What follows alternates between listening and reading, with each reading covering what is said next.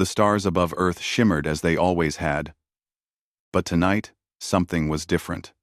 Captain Hyunwoo stood on the bridge of his patrol vessel, staring at the viewport with growing concern. His hands gripped the metal railing as he watched a massive shadow emerge from the darkness of space. The ship was enormous. It dwarfed anything humanity had ever built. The vessel stretched for miles, its dark hull covered in strange symbols that glowed with an eerie purple light. Weapons bristled along its sides like the spines of some deadly creature. This was not a peaceful visit. "Captain, we're receiving a transmission," his communications officer said, her voice shaking slightly. Hyunwoo nodded. The screen flickered to life, showing a face that was definitely not human. The alien had gray skin that looked like rough stone, with 4 eyes arranged in a diamond pattern on its face. Its mouth was a thin line that barely moved when it spoke. When it did speak, the words came through the translator in a voice dripping with contempt. "Primitive species of Earth. I am High Prelate Zarn of the Krell Dominion. We have traveled across the galaxy and found your pathetic world. Prepare to receive us." The transmission cut off before Hyunwoo could respond. He felt anger rise in his chest but forced it down. Getting emotional would not help anyone right now. Down on Earth, at the United Nations Space Council headquarters, Ambassador Ji-won received the same message. She was a veteran diplomat who had handled difficult situations before, but nothing like this. She smoothed her uniform and prepared to meet these unwelcome visitors. The Krell shuttle landed in the designated area outside the UN building. When the doors opened, High Prelate Zarn emerged, followed by his commander, Vex Thor, and several guards. They walked with absolute confidence, as if they owned the place already. Ji-won greeted them with a respectful bow, which the aliens did not return. "Welcome to Earth," she said calmly. "We hope this can be a peaceful meeting between our peoples." Zarn looked at her with what might have been amusement. They walked through the halls of the UN building, and Vex Thor kept making comments about everything he saw. "These walls are made of primitive concrete. We stopped using such materials 3,000 years ago." He touched a digital display panel. "Your computers are so slow. Do they run on steam power?" Ji-won kept her face neutral. But inside, she was furious. These aliens were not just demanding surrender. They were mocking everything humanity had built. In the main council chamber, leaders from every nation on Earth had gathered. The room fell silent as the Krell entered. High Prelate Zarn stood at the center of the room, looking around with obvious disdain. "We have scanned your planet and your surrounding space," Zarn announced. "Your technology is hundreds of years behind ours. Your weapons could not scratch our shields. Your ships move like slugs compared to ours. You have a few orbital stations, some bases on your moon, and a mining colony on one of your outer moons. Is this all you have achieved?" The human leaders shifted uncomfortably. Everything Zarn said was technically true, at least about what they could see. "The Krell Dominion rules over 47 star systems," Zarn continued. "We maintain order in this sector of the galaxy. Your world will now join those under our protection. Of course, protection requires payment. You will provide us with resources, minerals, water, and 10% of your agricultural output each year. And if we refuse?" asked one of the council members. Zarn's thin mouth curved slightly. "Then, we will take what we need by force. But why choose suffering when you could choose peace? You cannot win against us. Our sensors have already penetrated all your defenses. We know exactly what you have, and it is nothing that concerns us." Ambassador Ji-won stood up slowly. "You have come to our home and demanded our surrender without provocation. You mock our achievements and threaten our people. Is this how the Krell Dominion treats all new species they encounter?" "Only the weak ones," Vex Thor said with a laugh. "The strong species we treat as equals. But you are not strong. You are children playing with toys, calling them weapons." High Prelate Zarn raised a hand, silencing his commander. We are not monsters. We give you time to consider. 48 hours. Discuss among yourselves. Consult your leaders. When we return, you will give us your answer. Choose submission and peace, or choose defiance and destruction. The Krell turned and left the chamber, their footsteps echoing in the silence. As soon as they were gone, the room erupted into chaos. Leaders shouted at each other, some demanding they fight, others insisting they had no choice but to surrender. Ji-won returned to her private office, where Captain Hyun-woo was waiting. He had been watching the proceedings through a secure channel from his ship. They are arrogant, Hyun-woo said quietly. Yes, Ji-won agreed, but they have reason to be. Everything they said about our visible technology is true. If we only had what they saw, we would have no hope. Hyun-woo allowed himself a small smile. But they did not see everything, did they? No, Ji-won said, matching his smile. They did not. Back in orbit, the Krell warship hung in space like a dark moon. On its bridge, Commander Vex Thor was reviewing the scan data with his tactical officers. The humans have 19 orbital platforms, all lightly armed. Their moon bases are primarily scientific, with minimal defensive capabilities. Their ships are slow and carry primitive missiles. The largest vessel in their fleet is barely 300 meters long. Pathetic, one of the officers muttered. Vex Thor nodded. Indeed. High Prelate Zarn was right. This will be an easy addition to the Dominion. They will surrender. Humans are smart enough to recognize when they are beaten, but as Vex's Thor studied the scans, something nagged at him.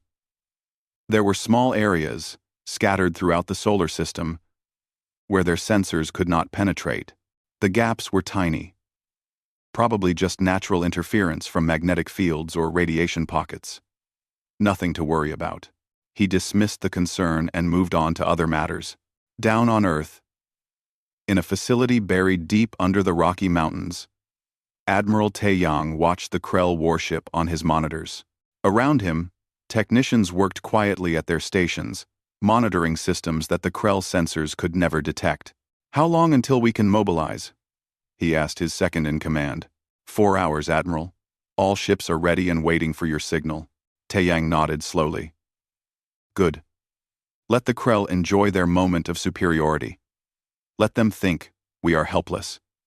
When the time comes, they will learn that appearances can be very deceiving. He looked at the image of the Krell warship, so confident, so sure of its power. But for now, humanity would play the part of the frightened primitives. It was all part of the plan. Captain Hyun-woo received an encrypted message on his personal device. He read it carefully, then deleted it. The message had contained only 3 words, but they were enough. Prepare for dawn. He looked out at the Krell warship, dominating the space above Earth. Soon, very soon, that ship would understand what it meant to underestimate humanity. But that was for later. For now, they waited. And humanity was very good at waiting. The emergency session of the United Nations Security Council began at midnight.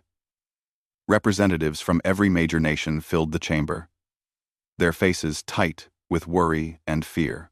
Outside the building, protesters had gathered, some demanding that Earth fight back, others begging their leaders to accept the Krell terms to save lives. Secretary General Dae-ho called the meeting to order, his normally steady voice showing signs of strain. We have less than 48 hours to give the Krell our answer. The entire world is watching. We must decide together what humanity's response will be. The French representative stood first. We cannot surrender. To give these aliens control over our world would be the end of human freedom. We must fight, even if our chances are small. Small? The Chinese representative shook his head. Our chances are 0. You saw their ship. You heard their technology assessments. They are right. We are centuries behind them. Fighting would be suicide. Then you would have us become slaves? the Brazilian representative demanded. I would have us survive, came the sharp reply. The arguments continued for over an hour, with no clear consensus emerging. Some wanted to fight. Some wanted to negotiate for better terms. Some wanted to surrender immediately and hope for mercy.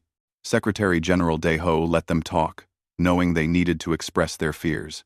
Finally, Ambassador G1 stood up. The room gradually fell silent. She had a reputation for wisdom, and many respected her judgment. We are arguing about the wrong question, she said quietly. We debate whether to fight or surrender, but we are missing something important. We are assuming that what the Krell saw is all that we have. Several representatives looked confused. Others began to understand. I call on Admiral Taeyang to address this council, Ji-won said. A door at the back of the chamber opened. Admiral Taeyang entered, wearing the uniform of Earth Defense Force Supreme Commander. He was a tall man with gray hair and calm eyes that had seen many years of military service. He walked to the center of the chamber, with measured steps. What the Krell told you is correct, the Admiral began. Their sensors are advanced. They did penetrate our standard defenses. They did catalog our visible military assets. And yes, if we only had what they saw, we would have no hope of victory. He paused, letting the words sink in. But I am here to tell you that the Krell have been deceived. They see what we have allowed them to see. Nothing more. They see? The room erupted with questions. Deho had to call for order repeatedly. Please explain, Admiral, Deho said. Admiral Taeyang activated a holographic display at the center of the chamber. It showed Earth and the surrounding solar system, with all the familiar stations and bases marked. This is what the Krell see, he said.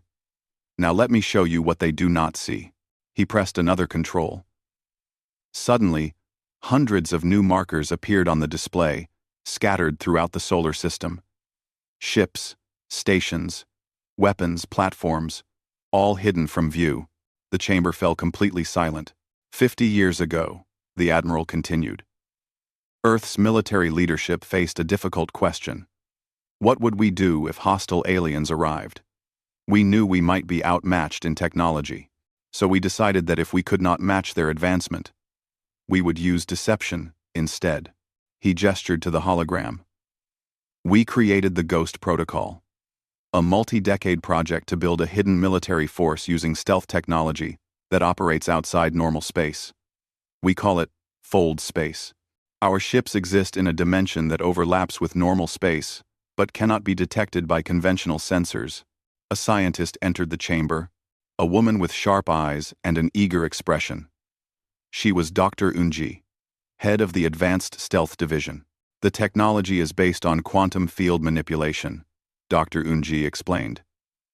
We create a bubble of altered space-time around our vessels. To outside observers, including the most advanced sensors, there is nothing there. No heat signature, no electromagnetic emissions, no gravitational distortion. The ships simply do not exist in detectable reality. How many ships? Asked the Russian representative. 847 combat vessels, Admiral Taeyang replied. Each one equipped with weapons and defensive systems that match or exceed Krell technology. We have been preparing for this day for half a century. Why were we not told? Demanded the Indian representative, anger clear in his voice. Because the protocol only works if the enemy believes we are weak, the Admiral said calmly. If Earth's leaders knew about the Ghost Fleet, they might act differently. They might negotiate with more confidence. An enemy watching closely might notice the deception. We needed the world to believe we were vulnerable, because we needed any hostile aliens to believe it too. End quote. Secretary General Deho leaned back in his chair, processing this revelation. So we have been lying to our own people? To our own governments? Well said. We have been lying to our own governments. We have been protecting them, Admiral Taeyang corrected. The Ghost Protocol was approved by a small council of previous world leaders. with the understanding that it would only be revealed in the event of alien contact. That day has come. Ambassador G1 stepped forward again. The question now is not whether we can fight the Krell. The question is whether we should, and if so, how. They threatened us, the French representative said. They mocked us. They demanded our surrender. I say we show them their mistake, but we could still negotiate. The Japanese representative offered. Now that we have leverage, we could force them to leave peacefully. Admiral Tae-Yang shook his head. I do not think the Krell will leave peacefully once they know we deceived them. They will either attack out of anger, or they will leave and return with reinforcements. Either way, this situation will escalate. Then we strike first, said the American representative. Before they can call for help. There is another consideration, Dr. Yunji said quietly. We have been monitoring Krell communications. They are not just explorers. They are conquerors. In their databases, we found records of 23 other species they have subjugated. Species that resisted were destroyed. Species that surrendered became slaves. The Krell do not make peaceful neighbors. The chamber fell silent again as the weight of this information settled over everyone. If we do nothing, G1 said, humanity becomes the 24th species under Krell control. But if we fight and win, what then? Do we become involved in galactic politics? Do we try to free the other enslaved species? Are we ready for that responsibility? One problem at a time, Daeho said firmly. First, we deal with the immediate threat. Admiral, what is your recommendation? Admiral Tae-Yang looked around the chamber, meeting the eyes of the world's leaders. We let the Krell believe we are considering their terms. We request more time to prepare our submission. This will make them even more confident, more careless. And when they are completely convinced of their superiority, we reveal the truth. And if they attack immediately when we refuse, asked the German representative, then they will discover that Earth is far more dangerous than they imagined. The Admiral replied with a cold smile. Secretary General Daeho called for a vote. The decision was not unanimous, but it was clear. Humanity would not surrender. They would set a trap. Ambassador G1 left the chamber and sent a carefully worded message to the Krell warship. She requested an additional day to finalize Earth's response, claiming that human governments needed time to coordinate the logistics of submission. High Prelate Zarn agreed immediately, his reply dripping with condescension. Captain Hyun-woo received new orders aboard his patrol ship. He was not just a patrol captain. As it turned out, he was a Ghost Fleet tactical coordinator, one of the few visible military officers who knew about the hidden ships. His job was to make sure the visible Earth forces appeared to be doing their best, while actually coordinating with the invisible fleet. He opened the sealed envelope that had been delivered to his quarters. Inside was a single card with activation codes.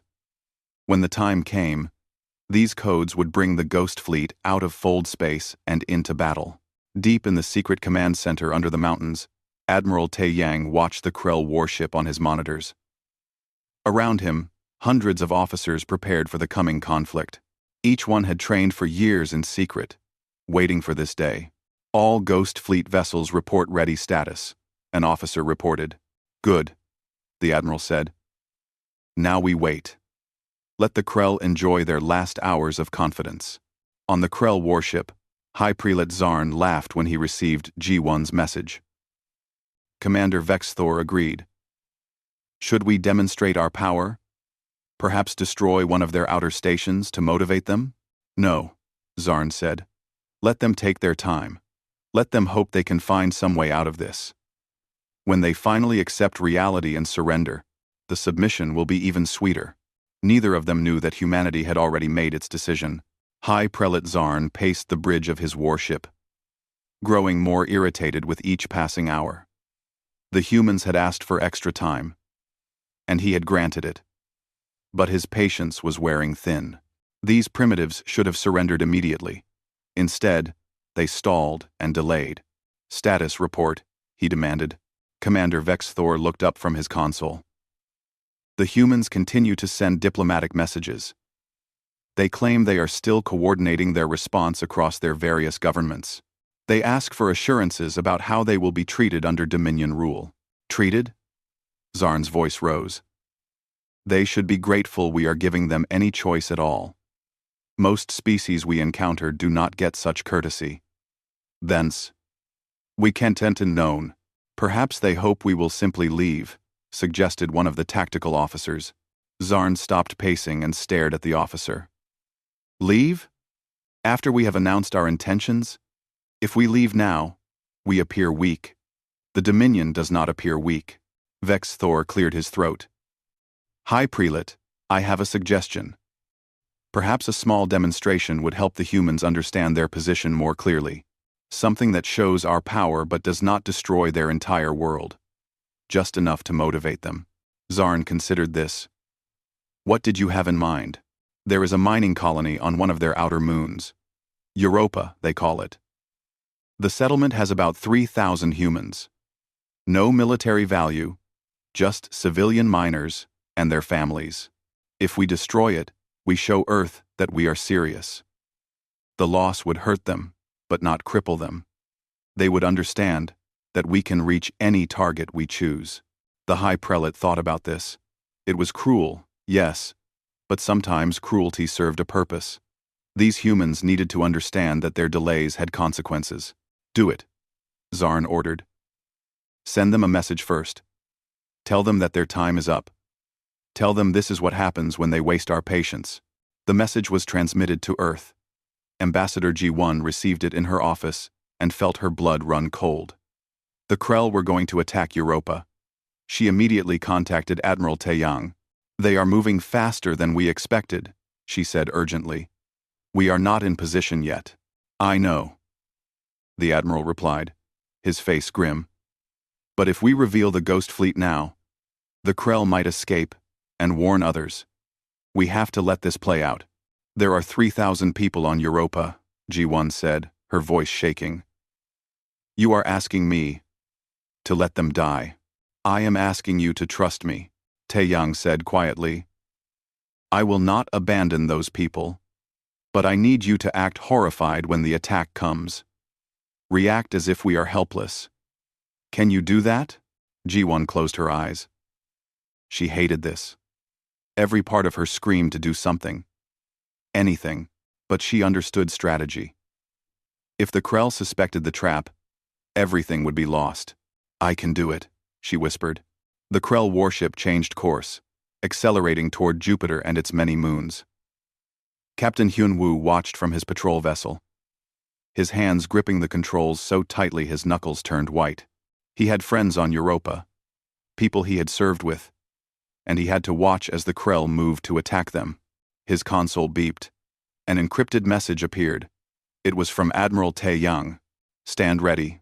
Trust the plan. On Europa, the mining colony received an emergency evacuation order. The workers did not understand why, but they had practiced emergency drills many times. They moved quickly to the underground shelters, taking only what they could carry. The colony administrator, a woman named Hannah, made sure every single person was accounted for before sealing the shelter doors. What is happening? One of the miners asked her. I do not know, Hannah lied. She knew exactly what was happening. She had received a classified briefing from Earth Defense Force. The Krell were coming, and the surface colony was about to be destroyed. But the people did not need to know that. They needed to stay calm. The Krell warship entered orbit around Europa. On the bridge, Commander Vex Thor targeted the colony with their main weapons. Preliminary scan shows human life signs, a tactical officer reported. Approximately 3,000 individuals, all in the surface structures. The officer was wrong. The scans were detecting carefully placed decoys, devices that mimicked human biosignatures. The real people were deep underground, in shelters the Krell sensors could not penetrate. But Vex Thor did not know this. Fire. High Prelate Zarn commanded. The Krell weapons struck Europa's surface with devastating force. The mining colony disappeared in a series of massive explosions. Domes shattered. Buildings collapsed. The ice surface cracked and melted. In less than 30 seconds, the settlement was completely destroyed. Vex Thor nodded with satisfaction. Target eliminated. No survivors detected. On Earth, the news spread instantly. People watched in horror as images of the destroyed colony appeared on every screen. Ambassador G1 appeared on global broadcasts, her face showing exactly the right mixture of shock and grief. She demanded an explanation from the Krell. She called their action a war crime. She played her part perfectly. High Prelate Zarn sent his response. This is the price of delay. This is what happens when you waste the time of the Krell Dominion. You have 6 hours to surrender. If you do not, your homeworld will suffer the same fate as that colony. Captain Hyunwoo sat in his command chair, trembling with rage. He knew the people were safe in the shelters. He knew this was part of the plan. But seeing the colony destroyed, knowing the Krell thought they had killed 3,000 innocent people, made him want to attack immediately. Another message appeared on his console. Just 2 words this time. Almost time. The Krell warship returned to Earth orbit, and High Prelate Zarn waited for humanity's surrender. He was confident it would come. What choice did they have? He had shown them he was willing to kill. He had proven their defenses were useless. Now they would kneel. 6 hours passed. No surrender came. Instead, Ambassador G1 sent a single message to the Krell warship. No. Zarn stared at the message in disbelief. No? They say no? After what we did? They must be insane, Vex Thor muttered. Scan their military positions. Are they preparing to attack us? The tactical officer worked his console. Scanning now. I see their patrol ships moving into defensive positions. Their orbital platforms are powering up weapons. They are preparing for battle. Fools, Zarn hissed. Do they really think those primitive weapons can harm us? Prepare to demonstrate our power. Target their largest city. But before the weapons could fire, something strange happened. The Krell sensor displays began showing error messages. What is that? Vex Thor demanded. I do not know, the tactical officer said, confusion clear in his voice. Our sensors are detecting energy signatures. Massive energy signatures. But they are appearing from nowhere. From nowhere? Zarn moved to look at the displays. That is impossible. Show me. The tactical officer brought up a 3-dimensional display of the space around Earth. It had been empty moments before, showing only the small human ships and stations. But now, new contacts were appearing. 1, then 10, then 50, then hundreds. This cannot be right, Vex Thor said, his voice rising. The sensors must be malfunctioning. All sensor systems show the same readings, the officer reported. High Prelate. We are detecting 847 new contacts. They are surrounding us. They are everywhere. Captain Hyunwoo opened his sealed orders and entered the activation codes. Throughout the solar system, other Ghost Fleet coordinators did the same. In the secret command center, Admiral Tae-Young gave the order everyone had been waiting for. Execute Protocol Phantom Dawn. Bring them home. In Fold Space, where the Ghost Fleet had waited in silence for so long, the orders were received. 847 warships powered up their transition drives. Captains gave the command. Engineering crews pulled ancient levers and pushed buttons that had never been used in actual combat. And then, all around Earth, space itself seemed to tear open. Reality rippled and bent. And through those ripples came the pride of humanity's secret military. The ships were sleek and deadly, nothing like the crude vessels the Krell had seen before. They moved with impossible grace, their hulls reflecting starlight in strange ways. Each one was armed with weapons the Krell had never encountered, and all of them were pointed at the Krell warship. On the Krell bridge, every alarm was screaming. Officers shouted over each other. Vex Thor's face had gone pale. Prelate, he said in a shaking voice. The scans, These ships are advanced. Very advanced. Their technology is, I think it might be superior to ours. High Prelate Zarn stared at the displays, unable to speak. His mind could not process what he was seeing. The humans had been primitive. The scans had shown nothing. Where had these ships come from? A new transmission came through. This one was from a human warship designated as the Ghost Fleet flagship. The face that appeared on screen was that of a woman, cold and beautiful and absolutely furious. This was Fleet Admiral Sora, commander of Earth's hidden military. High Prelate Zarn, she said, her voice like ice. You came to our world and demanded our surrender. You mocked our technology and threatened our people. And then you murdered 3,000 civilians to make a point. They were primitives, Zarn whispered, still in shock. We let you think that, Sora continued. We let you scan our defenses. We let you see our oldest, weakest ships. We wanted you to feel confident. We wanted you to believe you were superior, and you fell for it completely. Zarn finally found his voice.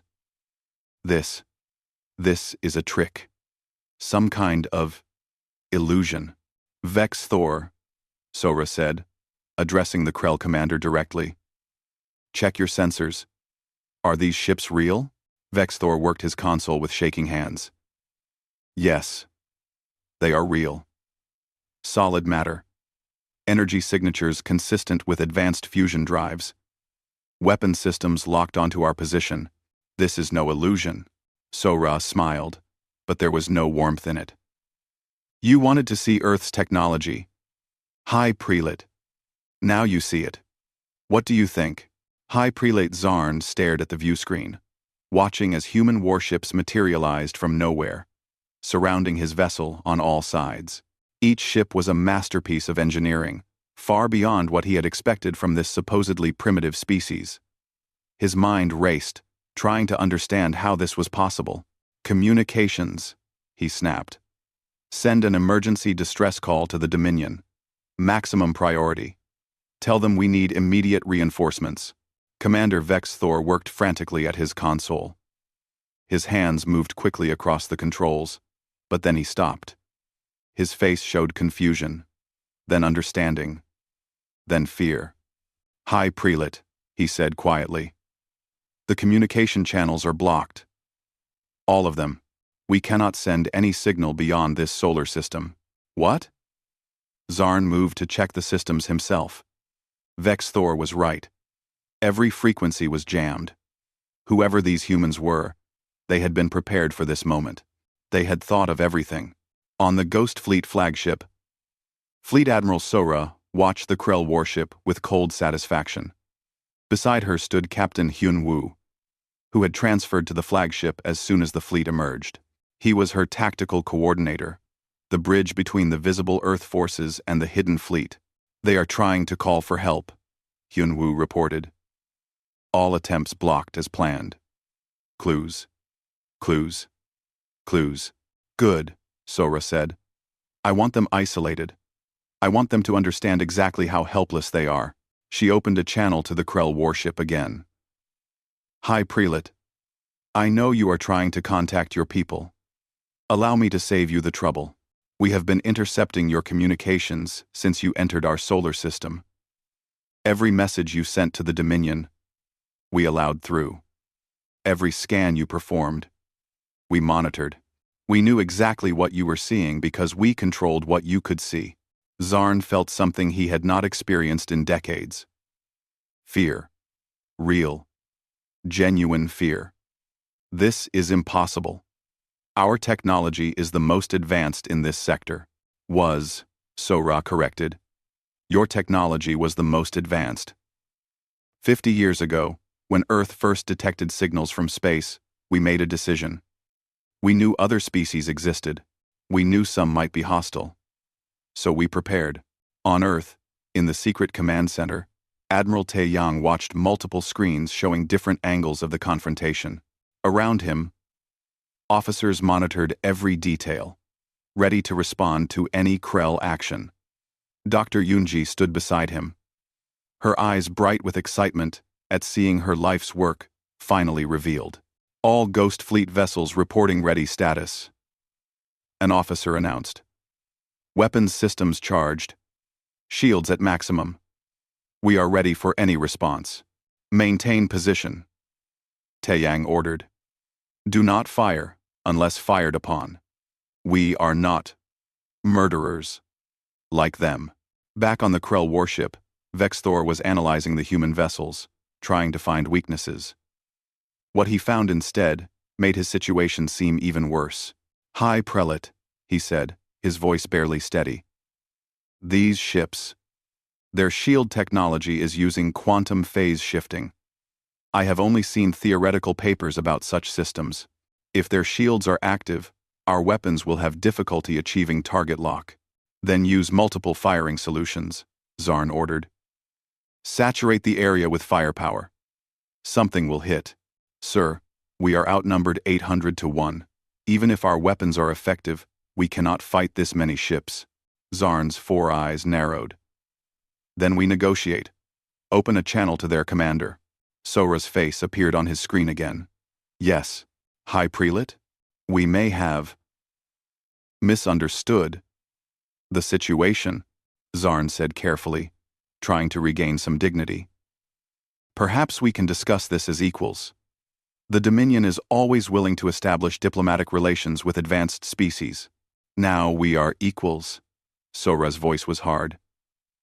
Minutes ago, you were preparing to destroy our largest city. You murdered 3,000 people on Europa. Or so you thought. What? Zarn looked confused. The people you killed on Europa. They were decoys. Biosignature emitters designed to fool your sensors. The real colonists were safely underground in shelters your scans could not detect. You destroyed buildings and equipment, but you killed no one. Zarn felt a mixture of relief and horror. Relief that he was not guilty of mass murder. Horror that the humans had predicted his actions so perfectly. You knew we would attack, he said slowly. We knew you were the kind of species that would attack civilians to make a point. Sora replied. We read your history in your own database. 23 species conquered, billions enslaved. You have left a trail of suffering across the galaxy. Did you think no one would ever stop you? And Captain Hyun Woo stepped forward. High Prelate Zarn. I am Captain Hyun Woo. You destroyed my home station on Europa. I watched you do it, believing my friends were dead. For 6 hours, I lived with that grief. Now I know they are safe. But you do not deserve that mercy. Our Captain, stand down, Sora said quietly but firmly. Hyunwoo took a breath and stepped back, though his anger was still clear. On the Krell Bridge, junior officers were looking to their commanders for guidance. They had joined the Dominion military because it seemed powerful and invincible. Now they were surrounded by an enemy they had not known existed, and their leaders had no answers. What do we do? One young officer asked. Vex Thor had no response. He looked to High Prelate Zarn. But Zarn was staring at the view screen, seemingly unable to process the situation. It was Fleet Admiral So-Ra who answered, her voice carrying through the open communication channel. What you do now is very simple. You power down your weapons. You prepare to be boarded. You will be taken into custody and transported to Earth, where you will face trial for your attack on Europa. Trial? Zarn found his voice again. You cannot put me on trial. I represent the Krell Dominion. I have diplomatic immunity. You have nothing. So-Ra said flatly.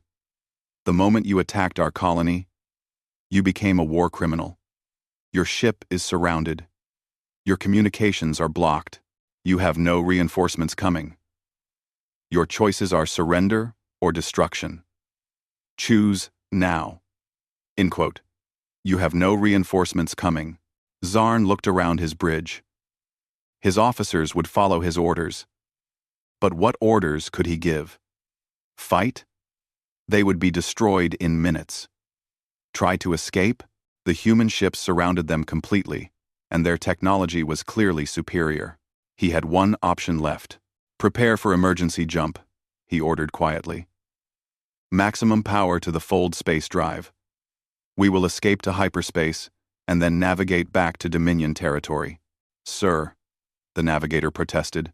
Jumping from inside a gravity well is extremely dangerous. We could be torn apart. Better than certain capture, Zarn replied. Do it. On the Ghost Fleet flagship, sensors detected the energy buildup immediately. They are charging their jump drive, Hyunwoo reported. They are going to try to escape, So-Ra smiled grimly. Let them try. Dr. Yoonji, if you please. On Earth, Dr. Yoonji entered a command sequence. Throughout the solar system, hidden devices activated. They had been placed months ago, disguised as space debris and old satellites. Now they powered up, generating a field that made fold space jumping impossible. On the Krell warship, alarms blared. Jump drive failure, the engineer reported in panic. The fold space matrix is destabilizing. Something is preventing dimensional transition, Vex Thor understood immediately. They have a jump inhibitor field. We are trapped. Zarn slumped in his command chair. It was over. The humans had thought of everything. They had planned for every possibility. They had turned his own arrogance against him. Power down weapons, he said quietly. Prepare to be boarded. The Krell officers obeyed, though many looked defeated and ashamed. Within minutes, human Marines, in advanced combat armor, were teleporting aboard the Krell vessel. The technology that made this possible was another surprise. The Krell had theories about teleportation, but they had never made it practical. Yet here were humans, appearing on their bridge in flashes of light, weapons ready. High Prelate Zarn and Commander Vex Thor were taken into custody without resistance. As Zarn was led away, he looked back at his ship one last time. He had commanded it for 15 years, conquering worlds and crushing resistance. Now, it was a trophy for humanity. Fleet Admiral So-Ra addressed the entire Ghost Fleet. All ships, stand down to alert status. Begin recovery operations. Good work, everyone. Today we showed the galaxy that Earth is not prey. Across the fleet, cheers erupted. Crews celebrated. Officers embraced. They had trained for decades in secret, never knowing if they would ever be needed. Now, they had proven their worth spectacularly. Captain Hyun-Woo contacted the shelters on Europa. When Hana answered, he smiled for the first time in hours. It is safe now, he told her. The Krell are captured. You can come out. Thank the stars, Hana said, relief flooding her voice. The children were getting restless. When can we start rebuilding? Soon, Hyunwoo promised. Back on Earth, Admiral Taeyang allowed himself a moment of satisfaction. The plan had worked perfectly. The Ghost Fleet had performed exactly as designed. Earth was safe, but he knew this was only the beginning. The Krell Dominion would eventually notice that their warship had not returned. Other species in the galaxy would hear about what happened here. Everything was about to change. Ambassador Ji-won joined him in the command center. What now? She asked. Now, Taeyang said. We figure out what to do with 23 enslaved species and a power vacuum in this sector of the galaxy. We wanted to be left alone. Instead, we may have just become responsible for galactic peace. That seems like a very human problem to have, Ji-won said with a tired smile. Yes, the Admiral agreed. Yes, it does. Above Earth, the Ghost Fleet maintained position, no longer hidden. They had revealed themselves to protect their home. And now there was no going back. Humanity had announced itself to the galaxy. Not as primitives to be conquered, but as a force to be reckoned with. And in the Krell Dominion's territory, on 23 conquered worlds, people began hearing rumors of something impossible. A species had defeated the Krell. A species called humanity. And with those rumors came something that had been missing for a long time. Hope. 3 weeks after the Krell warship's capture, The United Nations building in New York had become the center of something unprecedented. Representatives from 23 alien species filled the assembly hall, all of them former subjects of the Krell Dominion. They had come to Earth seeking answers, seeking help, and most of all, seeking freedom. Ambassador G1 stood before them, feeling the weight of their hopes pressing down on her shoulders. These were species that had suffered under Krell rule for decades, some for centuries. They looked to humanity now as liberators, and she was not sure Earth was ready for that role.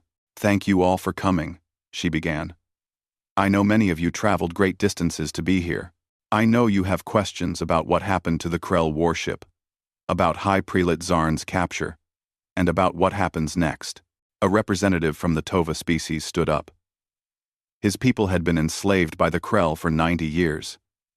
"Is it true? Is Zarn really your prisoner?" "It is true," G1 confirmed. "High Prelate Zarn and his senior officers are being held in a secure facility. They will face trial for their attack on our colony." "Trial?"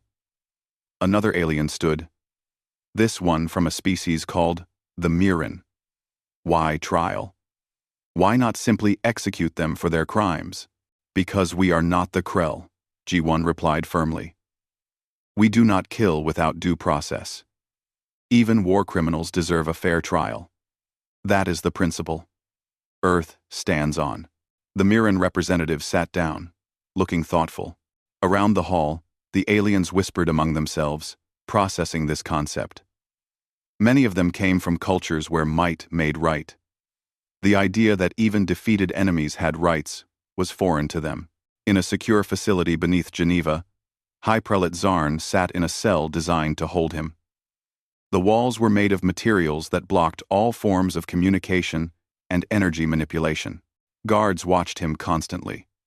He had gone from the commander of a mighty warship to a prisoner in a matter of hours. Commander Vex Thor occupied the cell next to him. They could see each other through a transparent barrier. "How did we miss this?" Vex Thor asked. "Not for the first time.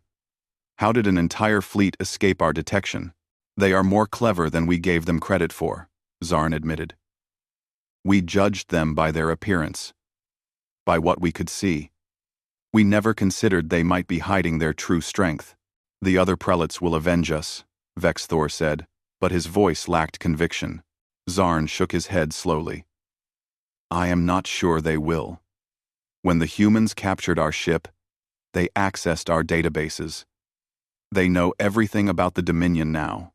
Our fleet positions, our military strength, our communication protocols. They have every advantage. So, what do? We wait," Zarn said. "And perhaps we hope that these humans are as merciful as they claim to be." Back on Earth, Admiral Taeyang met with his senior officers in the command center. The Ghost Fleet was no longer hidden, but it remained on high alert. Taking down one Krell warship was one thing. The Dominion still had dozens more. "Intelligence reports that 3 Krell vessels are moving toward our position," an officer reported. "They will arrive in approximately 6 days. 3 ships." Fleet Admiral Sora mused. "They are testing us. They want to see if our victory was luck or skill." "Then we show them it was skill," Captain Hyunwoo said. "We defeat them as decisively as we defeated Zarn." "Or," Admiral Taeyang said slowly, "we do something unexpected." "Dr. Unji, how many liberation packages are ready?" Dr. Unji consulted her tablet. 15 packages are complete and tested. Each contains fold space communication devices, defensive shield generators, and detailed information about Krell weaknesses. "Good," the Admiral said. "We will send teams to the enslaved worlds. We will give them the tools they need to free themselves. When the Krell arrive at Earth, they will find their empire collapsing behind them." Sora smiled. "I like it. But we will need volunteers. People willing to travel to alien worlds and coordinate resistance movements." "I will go," Hyunwoo said immediately. "After what the Krell did to Europa, I want to help others escape their rule." Many other officers volunteered as well. Within hours, teams were being assembled and prepared for deployment. Meanwhile, Ambassador G1 met privately with representatives from several of the freed species. Among them was a Tova diplomat named Keln, who had become her unofficial liaison to the alien community. "Your people are remarkable," Keln said. "In 3 weeks, you have accomplished what we could not do in 90 years. You have shown the galaxy that the Krell can be beaten. We had advantages." G1 replied modestly. "The Krell underestimated us. They won't make that mistake again." "Perhaps not," Keln agreed. "But you have given something more valuable than military victory. You have given hope. Already, we hear reports of uprisings on Krell-controlled worlds. People who were afraid to resist before now believe they have a chance." G1 felt the weight of responsibility again. "Keln, I need to ask you something honestly. What do your people expect from us? Do they expect Earth to fight their battles for them?" Keln considered this carefully. "Some do, yes. They see humanity as saviors. But others, like myself, hope for something different. We hope you will teach us. Show us how to defend ourselves. Help us build the strength we need to remain free. This, too. This, that," G1 said with a smile. Over the following weeks, Earth ships began visiting the former Krell territories. Captain Hyun-woo led one such mission to a world called Tova Prime. The planet's population had lived under Krell occupation for almost a century, forced to provide resources and labor. When Hyun-woo's ship arrived, the Tova people were cautious. They had heard rumors about the humans who defeated the Krell. But rumors were often exaggerated. Then Hyun-woo and his team materialized in the planetary capital, carrying the liberation packages. "We are from Earth," Hyun-woo announced to the gathered crowd. "We have come to help you free yourselves." The packages contained everything the Tova needed. Communication devices to coordinate with Earth. Shield generators to protect against Krell retaliation. Weapons that could penetrate Krell armor. And most importantly, detailed information about Krell tactics, weaknesses, and command structures. "Why are you doing this?" asked a Tova elder. "What do you want in return?" "We want you to be free," Hyun-woo replied simply. "We know what it is like to face a superior enemy. We know what it is like to feel helpless. We will not let others suffer that way, if we can prevent it." The Tova began their liberation that same day. With human support and guidance, they targeted the Krell garrison. The occupation forces, already demoralized by news of Zarn's defeat, surrendered quickly. Within a week, Tova Prime was free. Similar scenes played out across 23 worlds. Some liberations were peaceful. Others required fighting. But in every case, humanity provided support without trying to take control. They taught, advised, and assisted, but they did not conquer.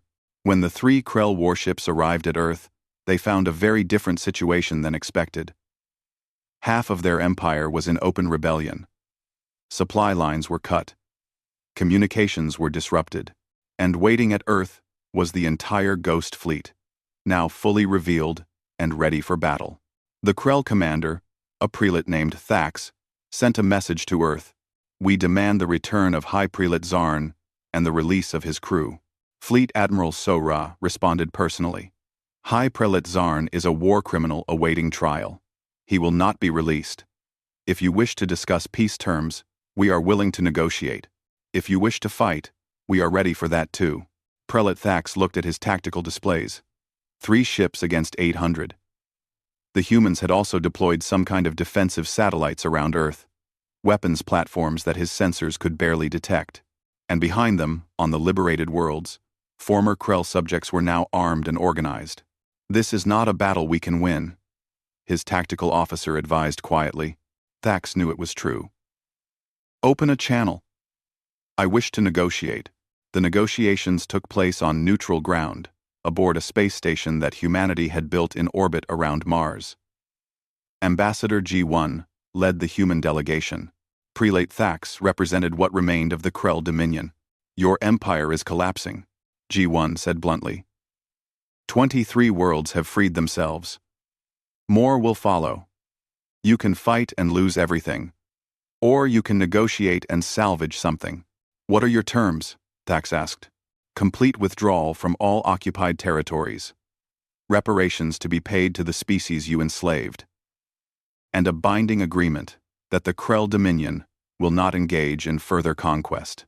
And if we refuse, then humanity will continue supporting rebellions until your empire no longer exists, G1 replied calmly. We have the technology, the resources, and the will. How long can your dominion survive? Thax looked at the humans across the table. They were not cruel or sadistic, like Zarn had claimed. They were simply determined. They had drawn a line and would not back down. I will need to consult with the High Council, he said finally. Take your time, G1 replied. But know that every day you delay, more worlds slip from your control. The Krell High Council met in emergency session. Prelate Thax presented his report via long-range communication. The council members listened in shocked silence as he described the Ghost Fleet, the liberation movements, and humanity's ultimatum. We should attack with everything we have, one council member argued. Show them we are not weak. We have 47 warships left, another replied. They have 800, and their technology is superior. It would be suicide. The debate continued for hours. Finally, the council reached a decision. The age of Krell expansion was over. They would accept Earth's terms. 1 year after the Krell warship first appeared in Earth's orbit, Secretary General Daeho stood before the United Nations Assembly to address the world. Today, I can report that the Krell Dominion has signed a peace treaty. All occupied worlds are now free. The Krell have agreed to pay reparations and have withdrawn to their core systems. High Prelate Zarn has been convicted of war crimes and sentenced to life imprisonment. The assembly erupted in applause. People around the world celebrated.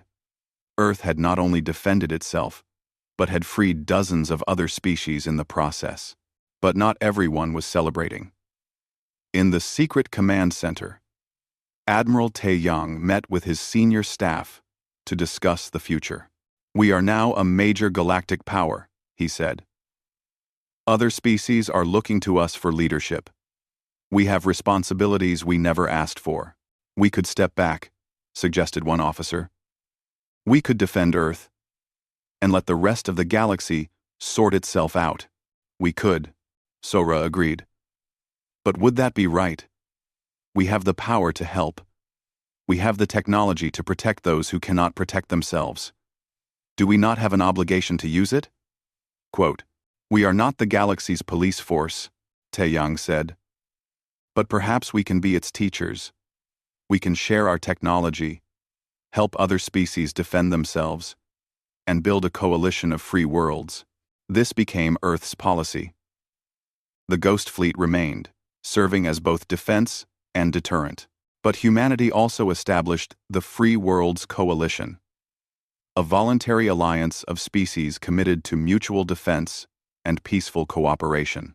Captain Hyun-woo became Earth's ambassador to the Tova, helping them rebuild after their liberation. Dr. Yoonji's stealth technology was carefully shared with trusted allies, ensuring that no single aggressor could ever dominate the galaxy again. And on 23 liberated worlds, monuments were built. They showed humans and aliens standing together, and they bore the same inscription in dozens of languages. Freedom is not given, it is taken. But sometimes, help arrives when you need it most. High above Earth, the Ghost Fleet maintained its eternal watch. The ships that had been hidden for 50 years now stood in plain sight, a reminder to anyone who might threaten humanity or its allies. They had been built in secret to protect one world. Now they protected many. Admiral Taeyang looked out at the fleet from his office window. He thought about how close Earth had come to disaster. If the Krell had been smarter, if they had been less arrogant, things might have turned out very differently. But they had underestimated humanity. They had judged Earth by its visible technology and missed the hidden strength beneath. It was a mistake the galaxy would not forget.